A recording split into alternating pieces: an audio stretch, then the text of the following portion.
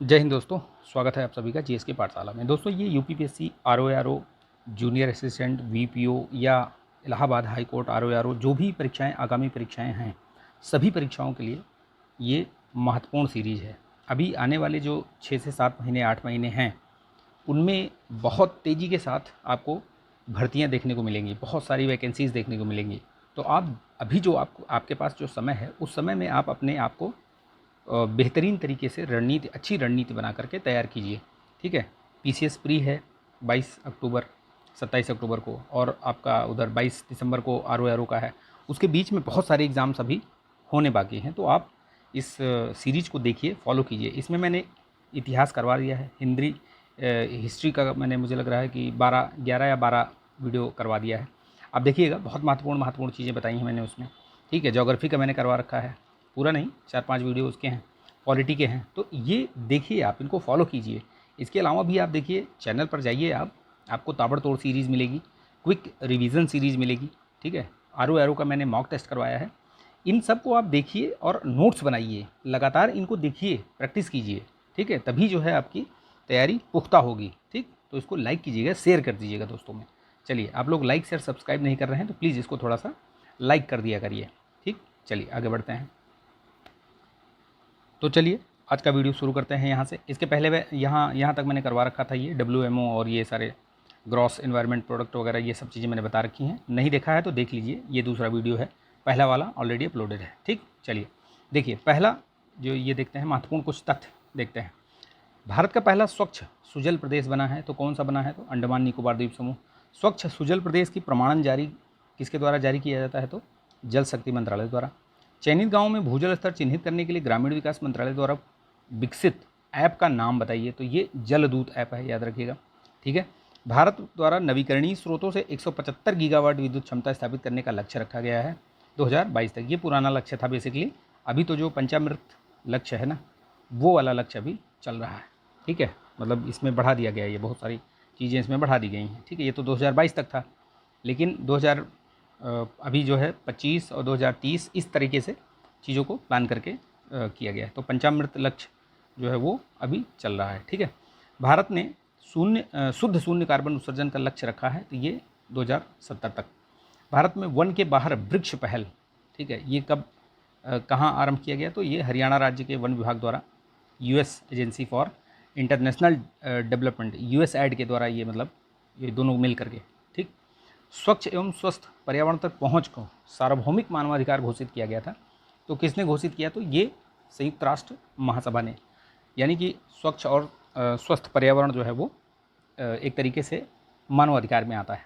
ठीक, चलिए सतत विकास की बात करते हैं हम। सतत विकास के बारे में पहले भी मैंने आपको बता दिया था।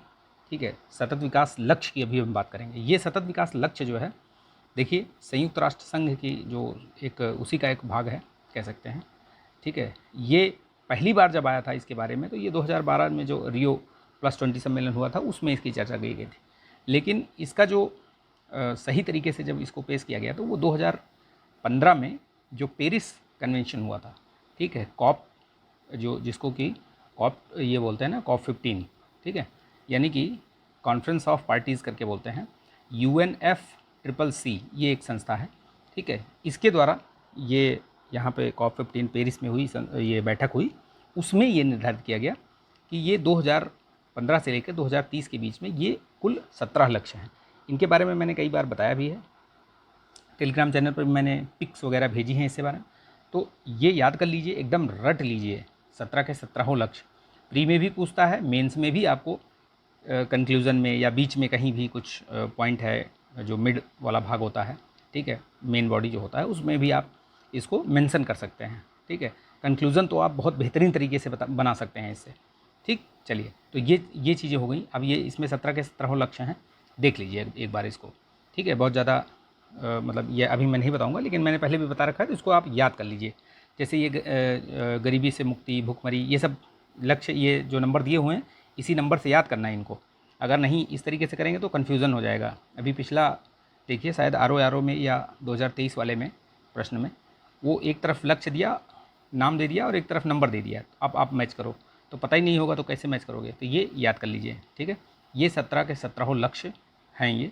इनको ध्यान दीजिएगा और याद कर लीजिएगा। ठीक है, चलिए मैं इनको बता नहीं रहा हूँ, पॉज करके आप इसको देख लीजिएगा। ठीक, चलिए नेक्स्ट आगे बढ़ते हैं। देखिए फिर परीक्षा उपयोगी कुछ तथ्य हैं, इनको देखिए। वायुमंडल में मिश्रण किस किस का मिश्रण है ये? तो गैस, जलवाष्प और धूल कणों का। जल के अंदर ऑक्सीजन की पूर्ति का नियंत्रण होता है वायु और जलीय पौधों के प्रकाश संश्लेषण से। स्वपोषित, वह स्वपोषित जीव जो अपना आहार का निर्माण स्वयं करता है। तो ये जो साइनोबैक्टीरिया होते हैं वो अपने आहार का निर्माण जो है वो स्वयं करते हैं। ठीक है। जैवमंडल, बायोस्फीयर शब्द का प्रयोग ये एडवर्ड स्वेस ने किया था। ठीक है, इसके पहले मैंने एक ये करवाई थी इकोलॉजी और इन्वायरमेंट एंड इकोलॉजी से संबंधित, वो भी घटना चक्र का ही था, पूरा मैंने करवा रखा है। उसको भी आप देख लेंगे तो बहुत अच्छे तरीके से तैयार हो जाएगा चीज़। ठीक, पर्यावरण के मुख्य घटक, ये संगठक कौन कौन से हैं? तो पर्यावरण के मुख्य संगठक देखिए, पहले भी बताया था मैंने, अजैविक जिसमें कि आपके जल, तापमान, वायुमंडलीय गैसें, एल्टीट्यूड, ये स्थलाकृत, सौर, ठीक है, ये सब अजैविक हैं। जैविक में क्या? पादप, जंतु, सूक्ष्मजीव, विघटक, ये सब आ जाते हैं। ठीक, तो ये याद रखिएगा। मानव और पर्यावरण में क्या संबंध है? तो मानव और पर्यावरण में सहसंबंध दिखाया गया है इसमें। देखिए मानव पर्यावरण संबंध क्या है? तो भाई मानव का जो पूरा जीवन है वो पर्यावरण पे ही टिका हुआ है। बिना पर्यावरण के मानव का जीवन जो है वो आप कल्पना ही नहीं कर सकते हैं। इसीलिए कहा जाता है कि पर्यावरण बचाइए। पर्यावरण नहीं बचाएंगे तो ये जितना भी ये विकास कार्यक्रम और ये सारी चीज़ें दुनिया में हो रही हैं, ये सब मतलब बेमानी है। इनको आप क्या करोगे जब मानव जाति ही नहीं बचेगी? एक दिन ऐसा आएगा, प्रलय आ जाएगा। ठीक है, प्रलय जिसको बोलते हैं। क्योंकि जिस तरीके से धरती गर्म हो रही है, आप देखिए जिस तरीके से अभी नौतपा चल रहा है। ठीक है, उत्तर भारत में नौतपा चल रहा है, 48 डिग्री, 46, 47, 48, इससे कम हो ही नहीं रहा है टेम्परेचर। मतलब अगर आप शाम को भी 7 बजे, 7:30 बजे घर से निकलिए, तब भी आपको ऐसे लगेगा कि आप आग की भट्टी के सामने मतलब बैठे हुए हैं। उस तरीके की तपन, उस तरीके की जो जलन है महसूस होती है। ठीक है, तो ये सारी चीज़ें हैं, ये देख लीजिए आप। इसमें कुछ है नहीं समझाने लायक, तो इसलिए मैं इसमें समझा नहीं रहा हूँ ज़्यादा। जहाँ मुझे लग रहा है, जहाँ मुझे लगेगा, वहाँ मैं आपको ये सारी चीज़ें बता दूँगा। ठीक है, जो भी समझाने लायक होगा। इसमें बहुत कुछ है नहीं। ठीक है, पर्यावरण पर मानव का प्रभाव तो 2 तरीके से प्रभाव पड़ता है। कैसे? देखिए, एक तो होता है कि प्रत्यक्ष और एक होता है अप्रत्यक्ष। प्रत्यक्ष में समझने के लिए समझिए, जैसे प्रत्यक्ष प्रभाव हो गया कि आप देखिए जो शहरीकरण हो रहा है, जंगल काटे जा रहे हैं, घर बनाए जा रहे हैं, सड़कें बनाई जा रही हैं, एक्सप्रेसवे बनाए जा रहे हैं, तो इसके लिए कितना जो है पेड़ और ये सब काटे जा रहे हैं। ठीक है, ये सब क्या है? ये प्रत्यक्ष प्रभाव है। अप्रत्यक्ष में क्या होता है कि आपने अप्रत्यक्ष यानी कि जैसे आप ये गाड़ी चला रहे हो, ठीक है, पेट्रोल यूज़ कर रहे हो, डीजल यूज़ कर रहे हो, ठीक है, या आप लाइट यूज़ कर रहे हो। ठीक है, आप अपने कमरे में बैठे हो, आप गए लेकिन वहाँ से लाइट आपने नहीं बंद करी, तो ये आप डायरेक्ट नहीं प्रभावित कर रहे हो, लेकिन इनडायरेक्टली कैसे हो रहा है? क्योंकि वहाँ से उससे जो एक तो ऊर्जा आपकी मतलब ख़राब हो रही है, ठीक है, वो वेस्ट हो रही है, ऊपर से जो कार्बन उत्सर्जन हो रहा है वो भी इन्वायरमेंट को जो है वो गर्म कर रहा है। ठीक है, वैश्विक तापन बढ़ रहा है और उससे जलवायु परिवर्तन हो रहा है। ठीक, तो ये सारी चीज़ें हैं इसमें कि प्रत्यक्ष क्या है, अप्रत्यक्ष क्या है, ये देख लीजिए, आपको समझ में आ जाएगा। सॉरी, मोटा मोटा चीज़ मैंने आपको बता दिया। ठीक है, परीक्षा उपयोगी जो दृष्टि है वो देख लेते हैं, क्योंकि इन्हीं से आपको एग्ज़ाम में मिल जाएगा प्रश्न। ग्रीष्मकाल में क्षोभ मंडल की ऊंचाई जो है बढ़ जाती है, जबकि शीतकाल में घट जाती है। ठीक है, ये ध्यान रखिएगा। क्षोभ मंडल की बात कर रहा है, ये वही क्षोभ मंडल है जो सबसे पहला मंडल यही है, क्षोभ मंडल, और इसी में आपका जो मौसम संबंधी जितनी भी घटनाएं होती हैं वो क्षोभ मंडल में ही होती हैं। समताप मंडल के निचले सतह पर कभी कभी सिरस बादल दिखाई पड़ते हैं। इन बादलों को क्या कहा जाता है? तो सिरस बादलों को मदर ऑफ पर्ल क्लाउड्स कहा जाता है, याद रखिएगा। ठीक है, ऊंचाई के साथ तापमान में एकाएक गिरावट होती है, किसमें?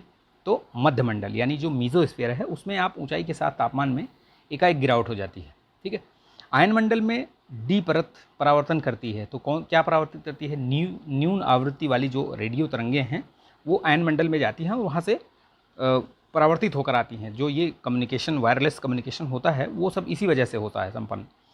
केनले हेविसाइड परत कहा जाता है, किसको? ई परत को कहा जाता है। ये जो आयन मंडल है उसमें ABCD करके इस तरीके से परत है। ठीक, तो ये केनली हेविसाइड परत को ई परत कहा जाता है। ओजोन छिद्र के लिए प्रधानतः उत्तरदायी गैस कौन सी गैस है जो ओजोन छिद्र के लिए ये है मतलब उसके लिए प्रधानता उत्तरदायी है।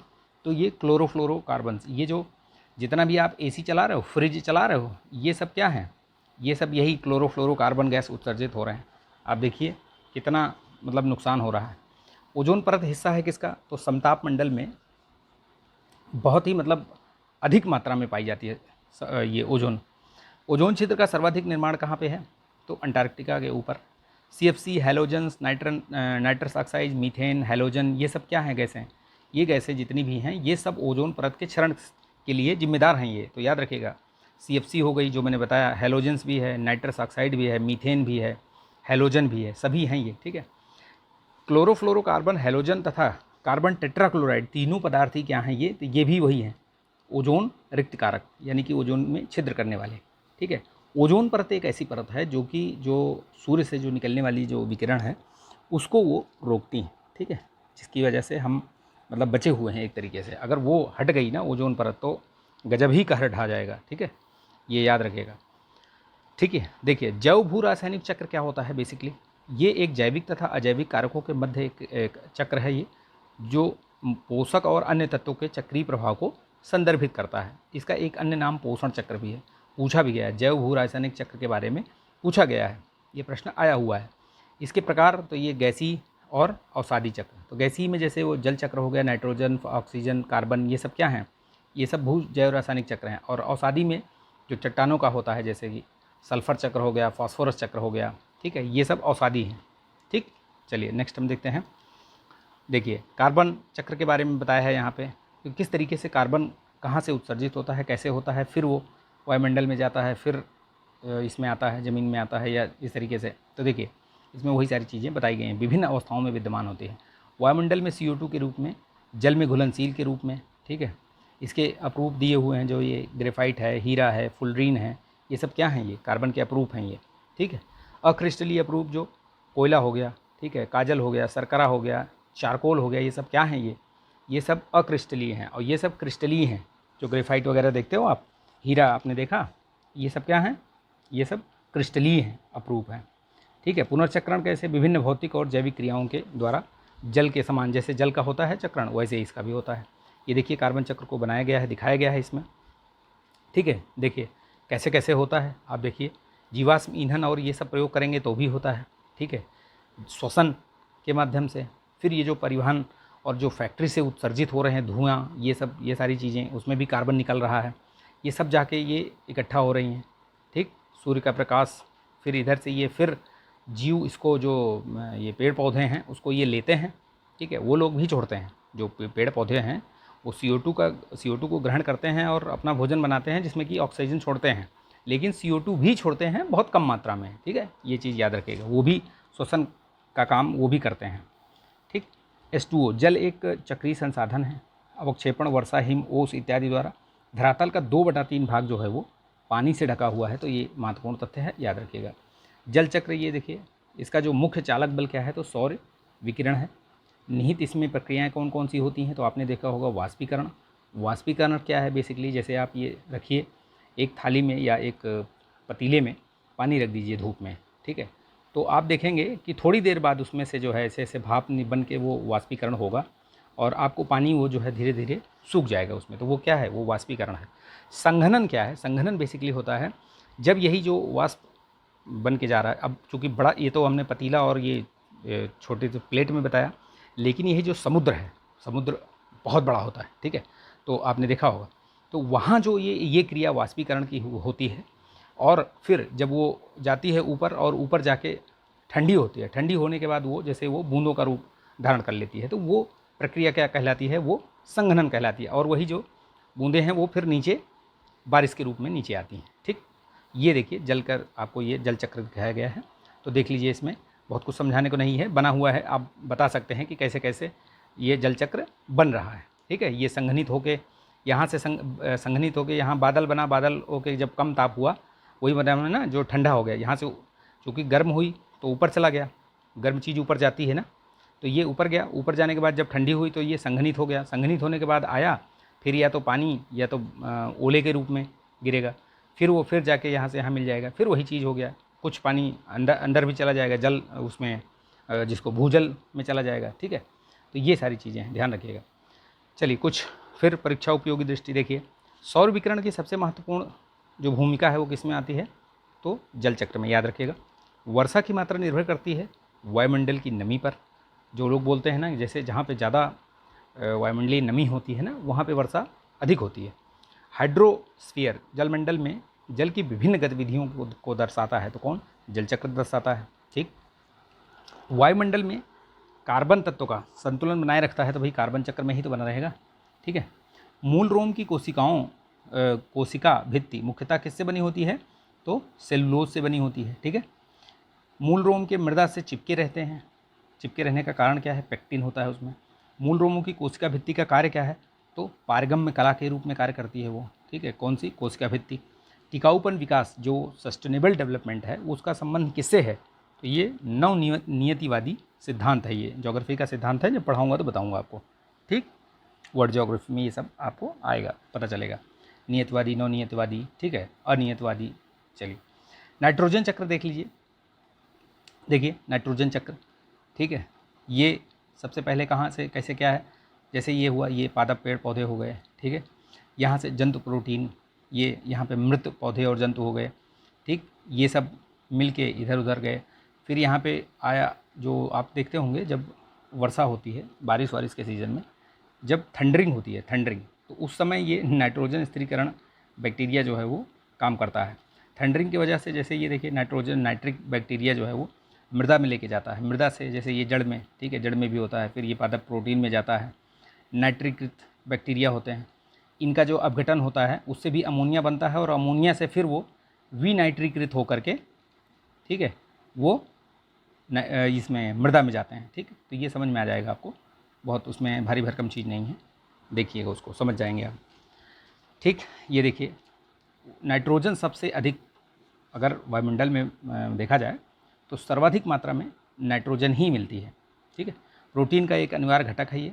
पौधे एवं जंतु इसका सीधा उपयोग नहीं कर सकते, एक बात याद रखिएगा। ठीक है, सीधा उपयोग नहीं कर सकते। ठीक, अमीनो अम्ल, प्रोटीन, एंजाइम, नाइट्रोजन क्षार, हाइड्रोजन ग्राही न्यूक्लिक अम्ल, एटीपी, साइटोक्रोम, विटामिन, वृद्धि हार्मोन व एस्क्लॉइड के निर्माण में ये सब सहायक होते हैं, नाइट्रोजन। ठीक, नाइट्रोजन चक्र की जो प्रमुख क्रियाएं हैं तो क्या है, तो नाइट्रोजन स्थिरीकरण होता है, फिर नाइट्रीकरण होता है, फिर स्वांगीकरण होता है, अमोनियाकरण होता है, फिर विनाइट्रीकरण, यानी कि फिर से वो छूट जाती है वो। ठीक, तो ये याद रखिएगा। चलिए नेक्स्ट हम देखते हैं, इसमें दिया हुआ कुछ गैसीय नाइट्रोजन जो है वो अमोनिया में परिवर्तित हो जाती है। ठीक है, कुछ तथ्य देखिए यहाँ पे। ठीक, ये कमी, नाइट्रोजन की कमी से क्या हो सकता है, देखो, पुरानी पत्तियों में हरिमहीनता हो जाती है, पत्तियों का शीघ्र गिरना शुरू हो जाता है, जिसको क्लोरोसिस बोलते हैं, अवरोधनी वृद्धि, पुष्पन में विलंब, ये सब नाइट्रोजन की कमी से हो जाते हैं ये। ठीक है, इसका पत्तियों में प्रकाश संश्लेषण वर्णकों का निर्माण, जो क्लोरोफिल होता है, उसमें निर्माण में यह महत्वपूर्ण भूमिका निभाता है नाइट्रोजन। कुछ तथ्य देखिए, वायुमंडल में ऑक्सीजन और कार्बन डाइऑक्साइड के संतुलन को बनाए रखने में सहायक होते हैं, तो कौन, पेड़ पौधे ही होते हैं भैया। ठीक है, कार्बन डाइऑक्साइड, हम लोग इतना ज़्यादा कार्बन इमिशन कर रहे हैं, उसको ग्रहण कौन कर रहा है, पौधे कर रहे हैं। इसीलिए बोला जाता है पौधे लगाइए, पौधे लगाइए, पौधे लगाइए, जो हैं पौधे उनको मत कटने दीजिए। ठीक, वनों का एक अन्य नाम क्या है कि हरे फेफड़े। ठीक है, चलिए नेक्स्ट हम देखते हैं, आगे भी परीक्षा उपयोगी दृष्टि है। नाइट्रोजन के वायुमंडलीय स्थिरीकरण में क्या क्या, कौन कौन सी गतिविधियाँ हैं, जो, तो बिजली का चमकना मैंने बताया अभी आपको, दहन से भी, ज्वालामुखी गतिविधियों से, ये सारी शामिल होती हैं। ठीक है, ये स्थिरीकरण में विनाइट्रीकरण द्वारा भूमि से नाइट्रोजन का ह्रास होता है, मौसमी बाढ़ अथवा अधिक सिंचाई के कारण। यानी कि जो भूमि में नाइट्रोजन है उसका अगर मौसमी बाढ़ आ जाए या अधिक सिंचाई कर दो तो वो नाइट्रोजन निकल जाती है। ठीक है, पौधे जो है वो नाइट्रेटों को बदलते हैं, किस में बदलते हैं, तो नाइट्राइट में। पर्यावरणीय समस्याओं का प्रादुर्भाव हुआ तो औद्योगिक क्रांतियों, आर्थिक निश्चयवाद से, तो बिल्कुल सही बात है, जितनी भी समस्याएं हुई हैं ये पर्यावरणीय समस्याएं, ये सब जब औद्योगिक क्रांति शुरू हुई ना, उसी के बाद से ये सारी समस्याएं शुरू होने लगीं, क्योंकि उसके पहले तो इतना कुछ था नहीं, कार्बन एमिशन वगैरह इतना था नहीं। लेकिन जैसे ही ये औद्योगिक क्रांति शुरू हुई उसके बाद से फिर तो संसाधनों का अंधाधुंध दोहन शुरू हुआ, कार्बन एमिशन शुरू हुआ भयंकर तरीके से। ठीक है, श्वसन एक जैविक क्रिया है, तो उपापचयी है। ठीक, उपापचयी है ये। नाइट्रोजन स्थिरीकरण जीवाणु में कौन कौन से आते हैं देख लो, इनका नाम याद रखिएगा। क्लॉस्ट्रीडियम है, एजिटोबैक्टर है, रोडोस्पाइरलम, क्लेब्सिलिया, ठीक है, नील हरी शैवाल भी आते हैं, साइनोबैक्टीरिया भी आता है इसमें नाइट्रोजन स्थिरीकरण में, और राइजोबियम। ठीक, ये अलग अलग नाम याद रखिएगा इनको। ठीक है, ये प्रमुख नील हरी शैवाल जिसको बोलते हैं वही है वो साइनोबैक्टीरिया। साइनोबैक्टीरिया में ये और भी आते हैं, जैसे नॉस्टॉक हो गया, एनाबिना हो गया, आलोसीरा हो गया, ग्लियोट्राइका, रिवलेरिया, ये सब हो गया। ठीक है, ये याद रखिएगा।